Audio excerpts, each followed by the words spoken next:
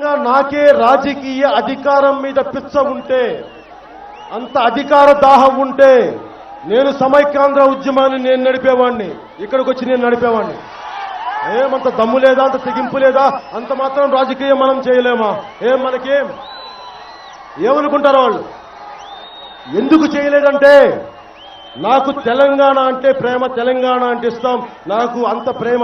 ఎందుకంటే తెలంగాణ గురించి నాకు, ఎందుకంటే నేను తెలంగాణ కష్టాలను చాలా దగ్గరలో చూశాను. ఒకసారి ప్రజారాజ్యం పార్టీలో నేను ఉస్మానియా యూనివర్సిటీకి వెళ్ళాను. వెళ్తే అక్కడే ఇలా సమూహం ఉంటే వాళ్ళలో కొద్దిమంది యువకులు నన్ను ఇలాగనే, రాయ్ పవన్ కళ్యాణ్ నీకేం తెలుసురా మా తెలంగాణ గురించి అని అన్నారు. చాలా తిట్టారు. మిమ్మల్ని నచ్చగొట్టడానికి మాట్లాడాలి చెప్తున్నాను. నేనేం చెప్పానంటే,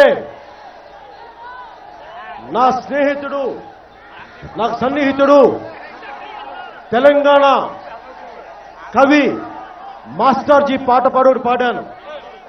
ఆ పాట ఏంటంటే, ఊరి దొరలకు ఉంపుడు గత్తెను పేరు జోగినమ్మా నేను, ఊరి సాయినమ్మా నా పేరు జోగినమ్మా నేను, ఊరి సాయినమ్మా. వయసున్నప్పుడు ఒక్కరొక్కరే అనుభవించిరమ్మా, రోగం పంచే వెళ్ళిరమ్మా. వయసున్నప్పుడు ఒక్కరొక్కరే అనుభవించరమ్మా, రోగం పెంచి వెళ్ళిరమ్మా. ఉడిగిన వయసుకు ఈ రోగాలే సంపాదాయనమ్మా, సిరి సంపాదాయనమ్మా. ఈ పాట పాడడిగా దేని గురించి మీకు తెలుసుకోవాలి? తెలంగాణ కష్టాలంటే, నా భారతదేశంలో కష్టాలు ఒక తెలంగాణ ఒకటి వేరు, ఒక సీమాంధ్ర ఒకటి కాదు, కశ్మీర్ ఒకటి కాదు, కన్యాకుమారి ఒకటి కాదు. భారతదేశంలో ఏ ఒక్కరు ఏమో నేర్చినా బాధపడే మనిషిని నేను.